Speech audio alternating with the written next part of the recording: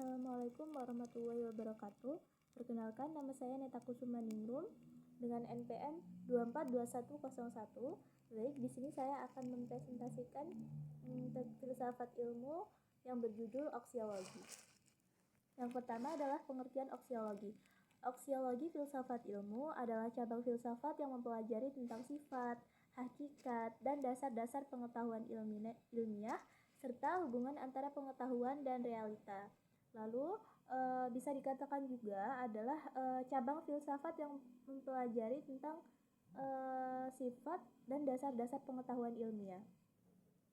Aksiologi berasal dari kata Yunani yaitu episteme yang berarti pengetahuan dan logos yaitu ilmu atau pengetahuan.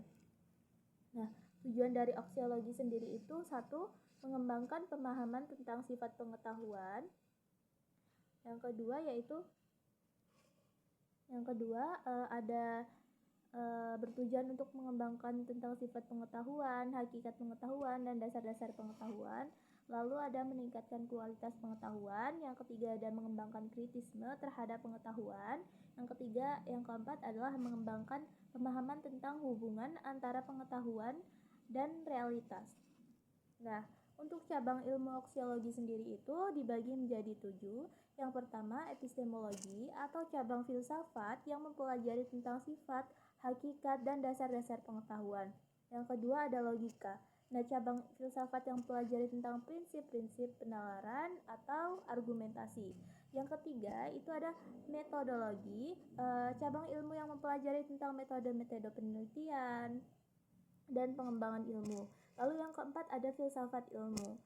Cabang filsafat yang mempelajari tentang sifat, hakikat, dan dasar-dasar ilmu pengetahuan. Lalu yang kelima ada filsafat pengetahuan. Nah, cabang filsafat pengetahuan ini adalah hal yang mempelajari tentang hakikat dan dasar-dasar pengetahuan. Lalu ada 6 ontologi. Ontologi ini adalah cabang yang mempelajari tentang sifat, hakikat, dan dasar realitas. Lalu yang terakhir ada semiotika, yaitu cabang ilmu yang mempelajari tentang tanda-tanda dan simbol dalam komunikasi. Lalu apa saja sih yang dimaksud teori aksiologi? Nah, teori aksiologi itu saya sebutkan beberapa.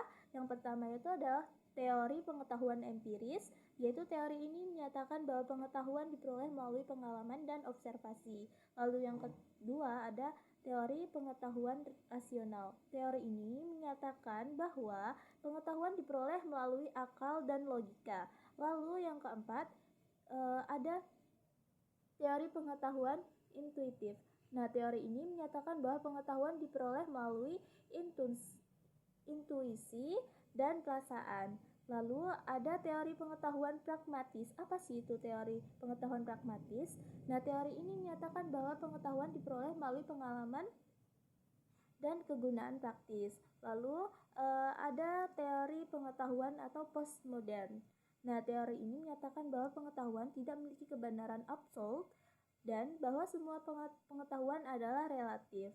Lalu ini yang terakhir yaitu teori pengetahuan kritis.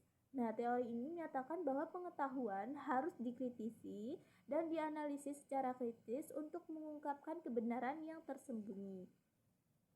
Lalu untuk yang terakhir adalah kesimpulan. Nah, aksiologi filsafat ilmu adalah cabang filsafat yang mempelajari tentang sifat, hakikat, dan dasar-dasar pengetahuan ilmiah.